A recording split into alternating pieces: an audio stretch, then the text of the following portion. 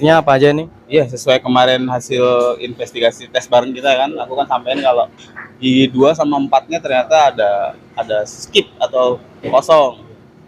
Sempat saya sampein kalau problemnya kemungkinan ada dua. Kalau kita lihat yang namanya brick band mana, servo mana? Nah, ini brick band. Oh, ini brick band ya. Nah, ini dia nih. Tuh udah. Ini karena pemakaian Disebut antara kampas sama plat bajanya. Selahnya tidak boleh melebihi dari spesifikasi yang telah ditetapkan. ini ada panduannya.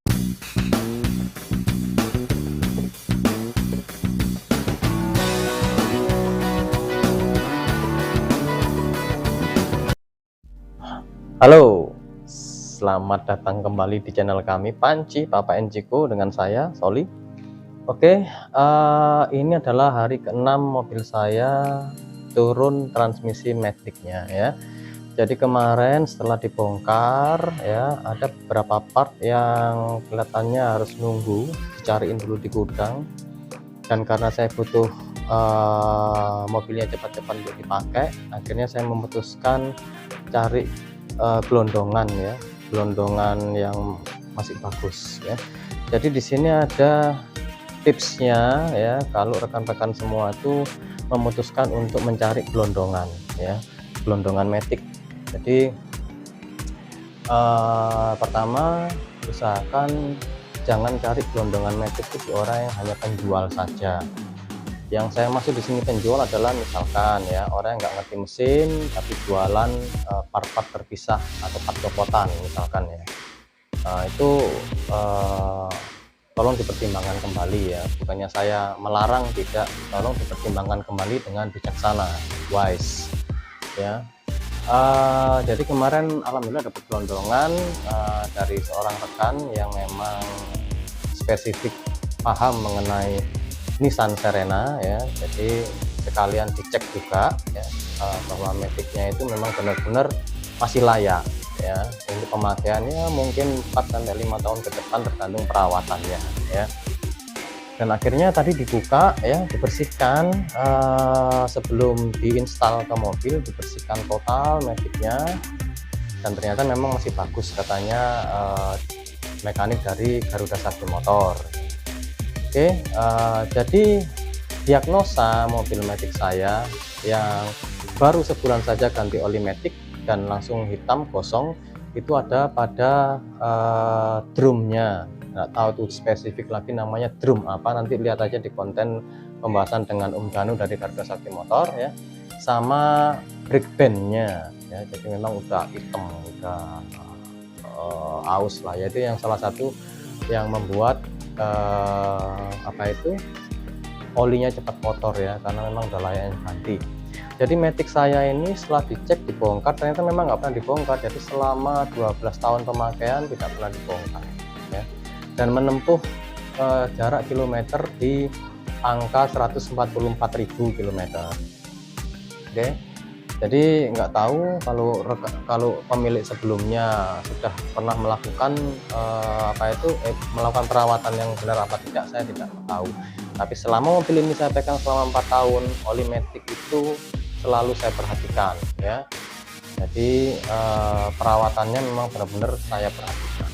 Oke, kita langsung aja cek problematik saya kenapa nggak bisa shifting di slide berikutnya bersama Danu dari Garuda Sakti Motor.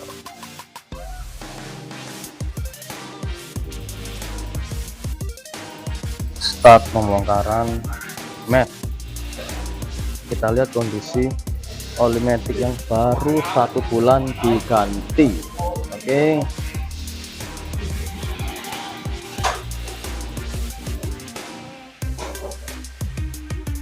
Ngedrain oli matic ya mas?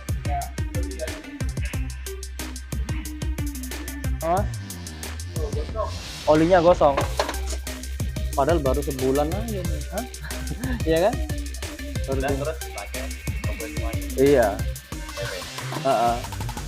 Jadi sebulan aja udah hitam ya. Ini kalau ada masalah ya kan.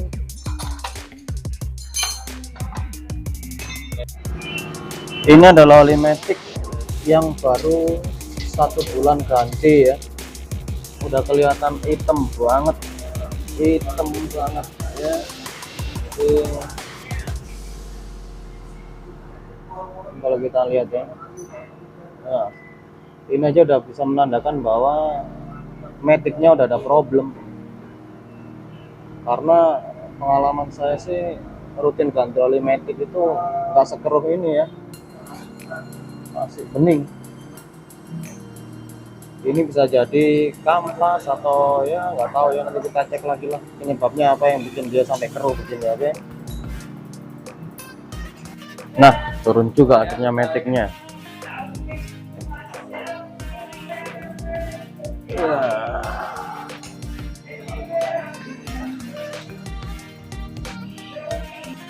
Ini sekilas metik kalau dilihat nggak ada kebocoran ya? Nggak ada ya?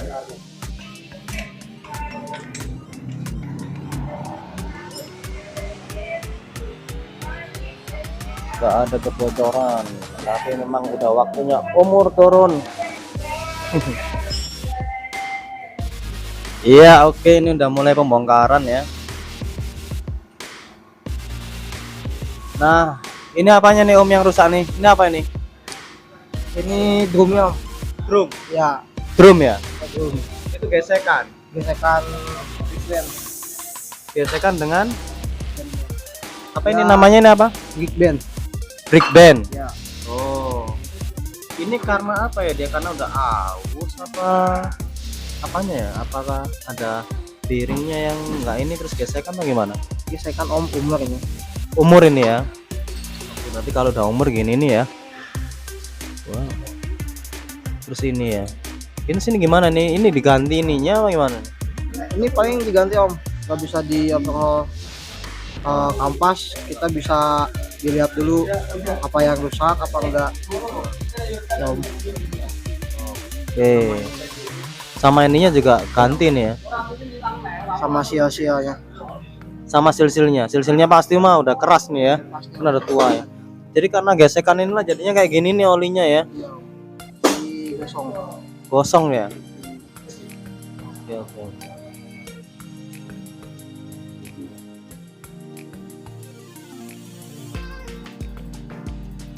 Oke, sekarang kita sama Om Danu nih ya. Kita akan lihat metik kita ini apa aja problemnya ya. Oke, Mas Danu, gimana ininya, problematiknya apa aja nih? Iya, sesuai kemarin hasil investigasi tes bareng kita kan, aku kan sampein kalau di 2 sama 4-nya ternyata ada skip atau kosong. Sempat saya sampein kalau problemnya kemungkinan ada dua komponen, yaitu brick band atau si servonya. Setelah dibongkar ternyata nggak cuma brick band dan servo, drumnya juga udah terkikis gitu. Kalau kita lihat yang namanya brick band mana, servo mana? Nah, ini brick band. Oh, ini brick band ya. Nah, ini dia nih, itu udah. Ini karena pemakaian udah tua apa ada satu apa itu part lainnya yang aus yang mempengaruhi ini nih? Apa pemakaian saya mengemudi atau gimana? Enggak sih Om, kalau soal penyebab bisa memang faktor usia. Tapi kalau dari kilometer sebenarnya harusnya belum se ekstrim ini. Tapi kayaknya memang akumulasi dari beberapa komponen yang memang udah aus Om. Ininya memang aus. Terus karena ini aus, harusnya kan gesekannya sama si kanvas ini ya. Karena ini aus sudah kena ke metalnya, ininya terkikis. Akhirnya ketika ini beroperasi ngunci, dia tidak mengunci. Oh, kalau yang ngayun problemnya juga termasuk dari ini enggak? Nah, awalnya ini slip dulu.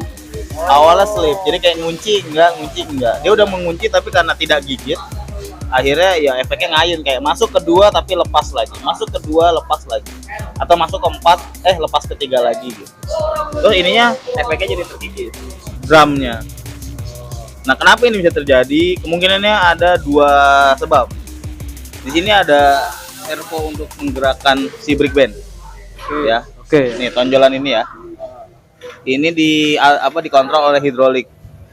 Tadi kita coba tes, ada sedikit ya kayak bocor gitu Om. Jadi kurang mantep gitu tendangannya. Di sini ada 2 seal. Nah, itu yang harus kita ganti. Sama seal yang dari pengontrol body valve. Ada di sini Om. 3 seal ini nih. ya. Oke. 3 lubang ini. Nah ini kemungkinan udah gepeng, jadi pressure yang diberikan dari pompa dan dikontrol sama body valve bocor, nggak sepenuhnya masuk ke sini. Oke. Sepenuhnya naik ke atas. Oke. Gitu. Ini gimana nih, baiknya kita overhaul atau kita gelondongan belinya nih? Kalau segini ya kita harus hitung dulu sih Om, kira-kira berapa sih biaya yang dibutuhin untuk merekondisi ini ya. Kalau angkanya kira-kira melebihi dari opsi kalau gelondong ya better gelondong sih. Ya oke, berarti kita akan estimasi dulu Mas Danu ya nih ya. Nanti dihitung sama Om Robi Om, nanti dia yang akan atur itunya. Oke, sip. Oke, berarti penyakitnya udah pasti itu ya, udah kelihatan ini ya. Ya ini seperti yang kemarin saya sebutin tuh, waktu tes ya kan. Jadi nggak melenceng jauh sih. Oke, makasih Mas Danu. Sama-sama Om.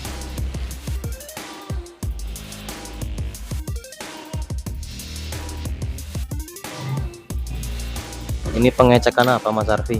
Ini pengecekan setelah antara drive flat sama driven flat, atau biasa disebut antara kampas sama plat bacanya. Setelahnya tidak boleh melebihi dari spesifikasi yang telah ditetapkan. Ini ada panduannya ini. Ada panduannya ini. Sejauh ini masih aman Mas Arfi? Ya sejauh ini masih aman. Ini pengecekan operan plat, kalau ini forward plat. Oke.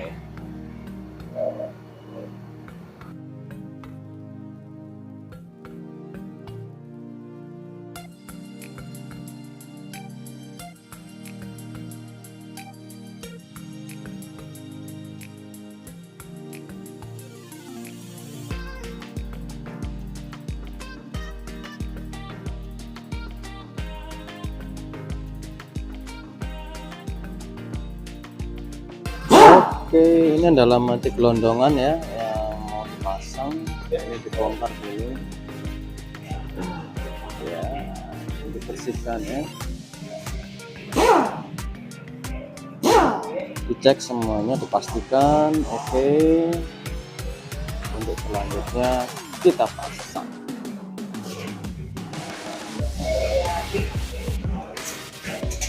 Ini part-partnya.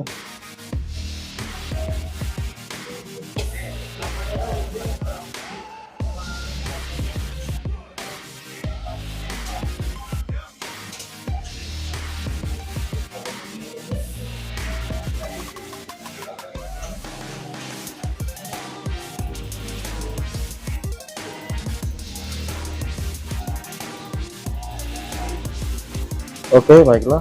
Ini saya habis dari Toda ya. Jadi beli oli mesin. Saya coba yang 10-40 ini, kita lihat penguapannya gimana ya. Ini adalah Pastron Pertamina. Oke, kita lepaskan dari Lamborghini.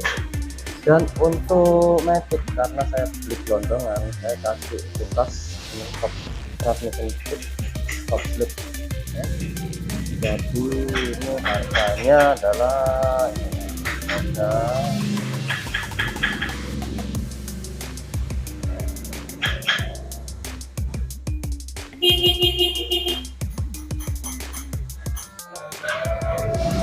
oke, ini matic udah naik ganti. Ini mounting yang baru ya, ini mounting yang baru, yang lama udah agak retak.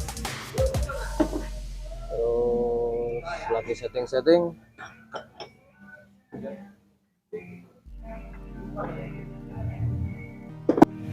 Bos intake ini ada ini enggak, jejak oli enggak ya? Gak aja sih Om, aman. Hah? Aman Om. Aman, berarti rocker cover aman lah ini ya? Kalau kata aman, cuman sialnya aja tuh. Hah? Udah mulai kembus. Oh itu. Iya, sial kalau pakai. Udah ganti aja dah. Nanti aja sekalian. Daripada nanti tambah gede, oli itu malah habis. Iya. Om Diki, CKP CMP ini sama aja apa beda sih? Sama aja Om. Sama aja ya. Jadi kalau CKP ditaruh di CMP nggak ada masalah. CMP dicari CKP nggak ada masalah juga. Oke. Kirain dia beda ini. Ya, sama. Sama ya. Ini adalah sensor ini CMP ya, CMP ya. Ini masih bawaan dia, umurnya juga udah 12 tahun ini nggak ada problem sebetulnya ya, cuman karena usia, jadi saya memutuskan untuk diganti ya, daripada nanti apa itu mati mendadak ya. Ini hanya tindakan preventive action aja kita. Oil sludge. Oh, berarti siap ini.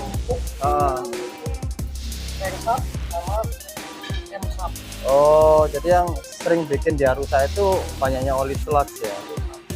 Oke. Sehingga kinerjanya dia baca nggak, akhirnya rusak dia.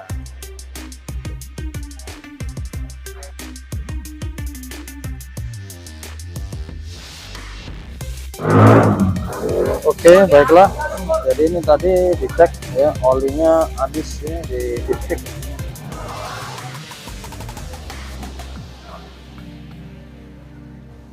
Jadi dicek olinya habis di dipstick ya. Jadi padahal waktu berangkat terakhir kemarin masih di blower ya. Jadi ini kita akan cek garter bawah.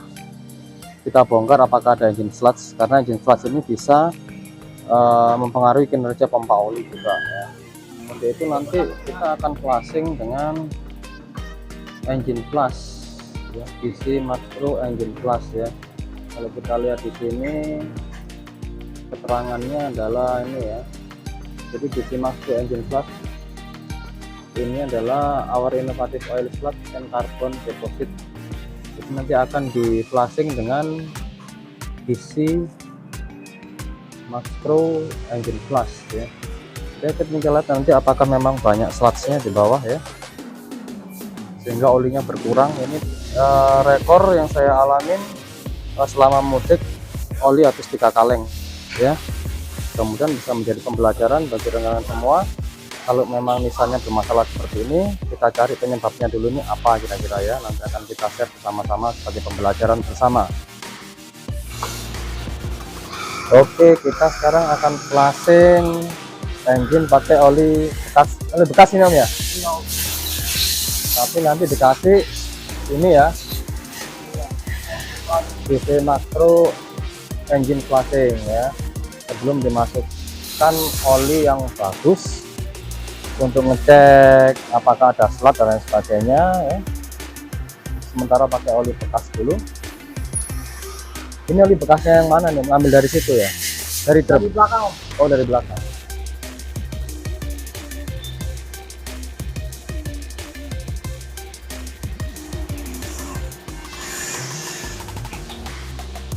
Oke, ini tambahin engine flush.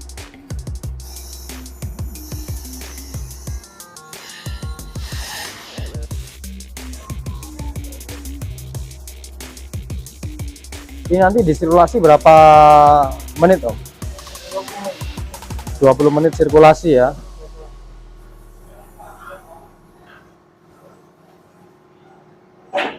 Nanti akan kita lihat setelah sirkulasi dan ditap lagi olinya seperti apa ya.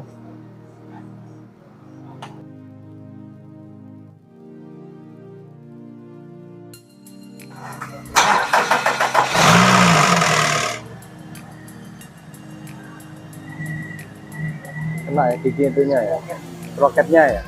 Itu sprocket apa namanya ya? Sprocket camshaft. Oh, sprocket camshaft. Itu kalau dibiarin gini terus gimana? Kok masalah nggak? Ini tuh karena dia evakuasi oli panas. Tapi pengaruhnya ke mesin ada nggak nanti ya? Ada di oli, bunyi aja di oli. Hah? Bunyi aja om. Oh, bunyi aja. Tapi nggak ada signifikan pengaruh nanti ke mesin akan rusak atau gimana gitu? No. Oh, enggak ya? Tapi kalau olinya levelnya di tengah-tengah nggak bunyi dia ya? Kalau dia kan main oli tuh, udah gede, oli levelnya berkurang. Oh, naik olinya berkurang. Jadi kalau Oh, kalau ini dibiarin terus, cuman dia naik olinya berkurang gitu ya? Ya bahaya juga dong ini ya. Istilahnya bisa pengaruh juga dong berarti ke mesin kalau pelumasannya kurang dia. Oh, apa cepat overhead? udah berkurang banget. Ya dari camshaftnya aja om bunyi. Ya dari sini. Oh. Tapi sementara dibiarin dulu nggak apa-apa ya. Asalkan oli diperhatikan terus ya.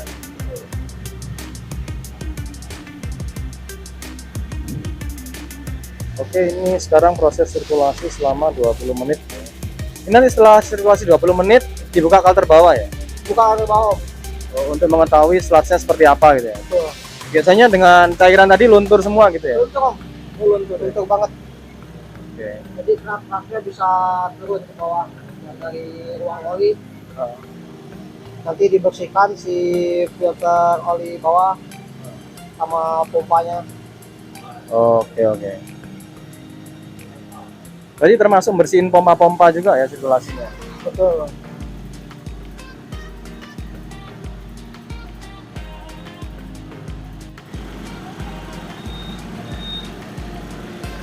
Oh, jadi ini adalah sirkulasi radiator yang bagus ya. Kalau tekanannya ini muncrat dia ya.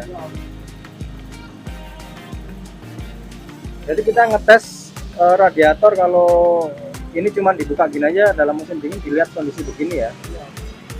Kalau kondisi ini berarti bagus. Kalau dia durang-durang, dia berarti mesinnya ada yang kena kompresi. Berarti ini aman nih ya. Aman ya. Oke, ini kita sedang menunggu perbaikan ya. Ini kan kalau kita di sini fan radiator saya ganti baru, fan AC juga saya ganti baru. Yang awalnya modifikasi Mobilio saya balikin lagi ke punya Nissan Serena ya. Nah, ini kelihatannya temperaturnya belum mencapai 98 ya, jadinya dia belum nyala. Karena kemarin problemnya kan karena relay, akhirnya dia walaupun kontak di matikan dia masih termuter ya. Jadi ternyata problem relay. Sekarang kita lihat nih, kita suhunya di 98 dia akan muter nggak nih? Ya, ini kita cek ya, ini fannya udah muter ya. Ini fan AC juga udah muter, kita lihat ya. Oke, berarti memang problem relay ya. Oke, jos.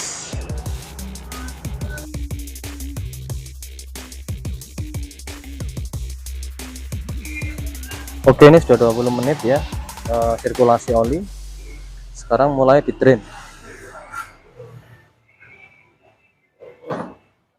Nanti akan kita lihat setelah di drain ini kondisi olinya gimana dan buka karter untuk mengetahui engine slotnya bagaimana ya.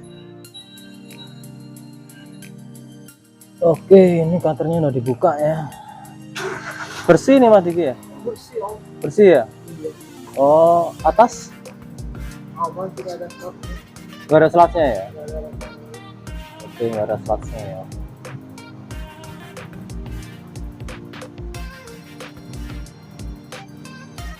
Ini lagi dicek lagi sama Om Diki ya.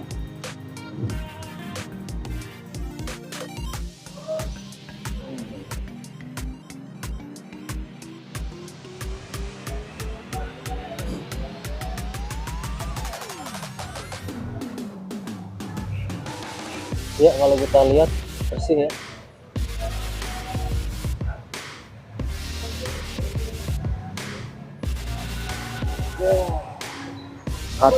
Kalter juga bersih ya.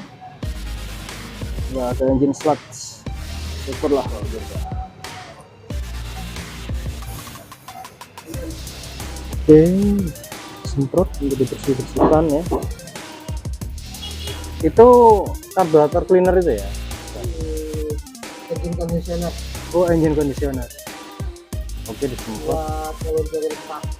Ini disemprot dengan engine conditioner buat ngelunturin kerak.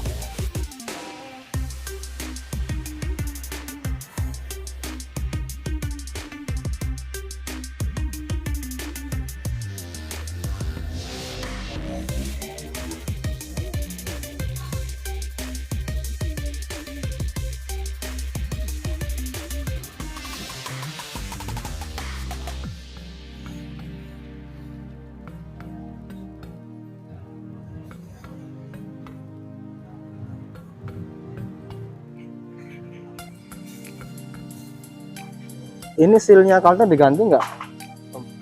Banyak Om. Ini sealannya. Diganti Om, Oke, disiram ulang. sealan ulang ya. Sama ini nanti di katain nih. Oh ini ada bengkok ya. Iya, Oke. Oh ini kebentur ini ya. iya betul. Oke, ini nanti diratain ya. Memang tempat saya pernah kejentus ini.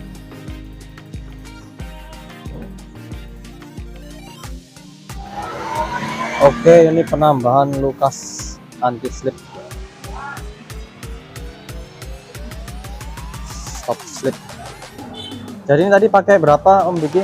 Oli metiknya Pakai 6 kaleng, tambah ini 1 ya. Jadi 6 kaleng oli metik ditambah lukasnya 700 ml 1 botol.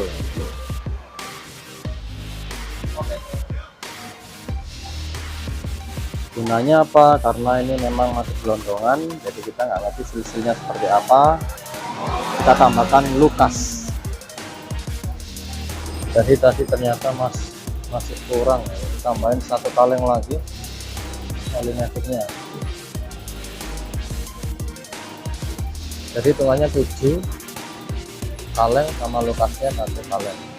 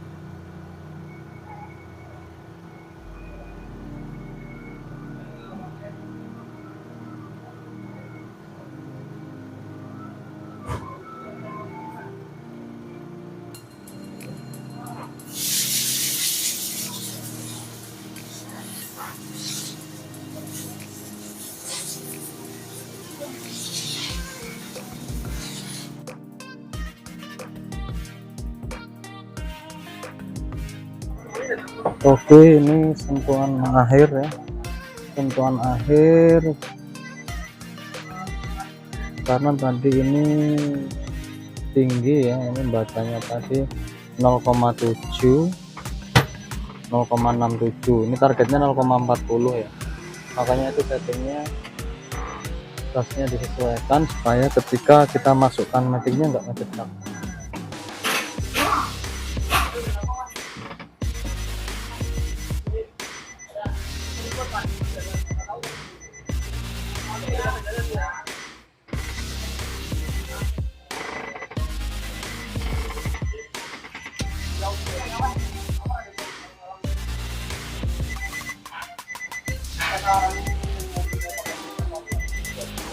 Oh, bisa.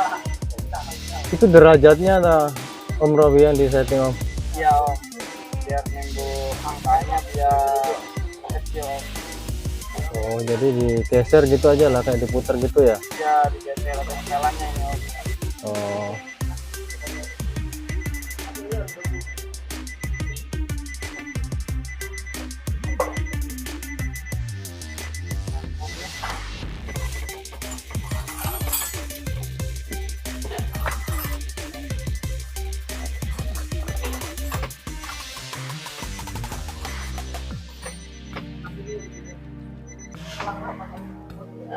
ini di 0,59 ya, udah turun nih. 0,52 sama 0,59.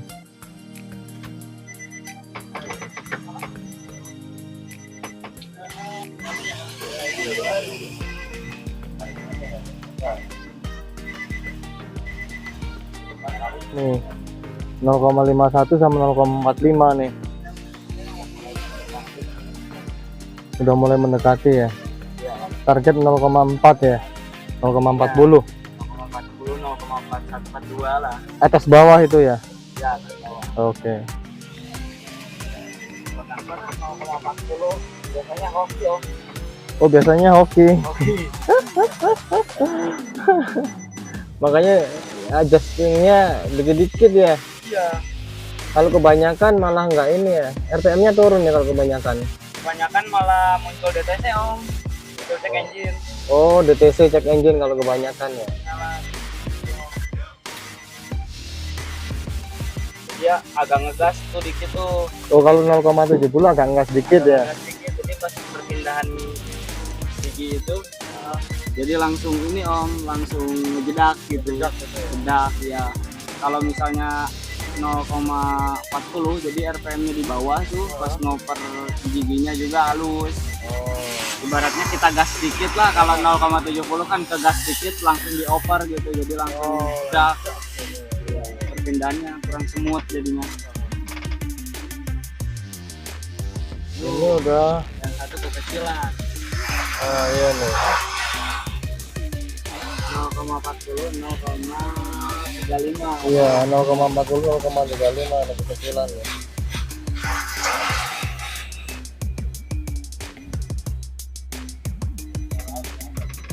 Aduh, satu angka lagi. Satu angka lagi. Iya emang susah ya, dikit-dikit ya. Harus sabar ini.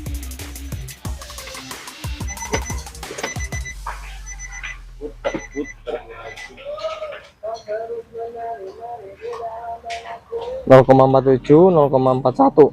Ya, masuk ini. Masuk ini pas ini ya. Masuk. Oke. Sip. Makasih Om Robi.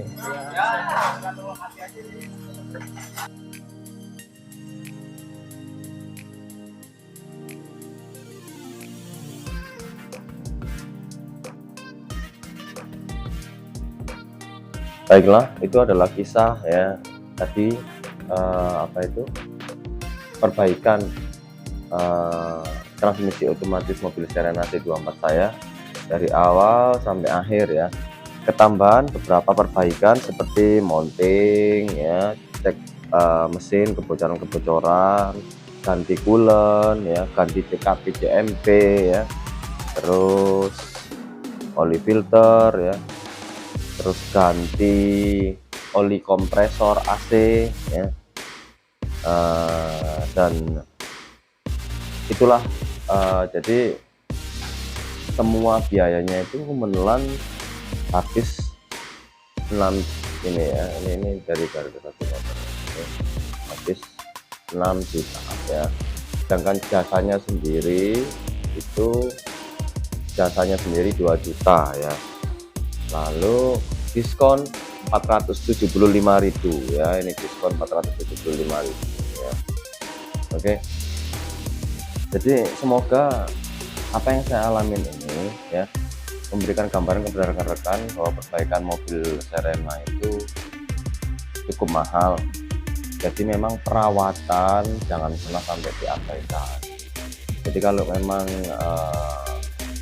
masih seperti saya ini istilahnya bukan apa ya, bukan istilahnya dananya begitu banyak, tidak, istilahnya kalau memang manajemen dananya itu memang terbatas, hal yang bisa dilakukan adalah wise-nya, bijaksananya adalah kita merawat dengan cara pengecekan ya, dengan cara pengecekan rutin, baik oli, radiator, kebocoran, rembesan radiator, rembesan oli ya. Nah itu nanti dengan perawatan berkala, saya yakin ya, mobil itu kendalanya bisa ditekan ya. Oke. Untuk konten test drive karena memang terlalu panjang, itu kemarin memakan waktu kurang lebih 10 menit, maka kan saya bikin konten terpisah ya. Di situ ada Om Janum menjelaskan cara shifting gas manual, gimana cara menurunkan mobil ketika apa itu matic ya, di RPM berapa ya.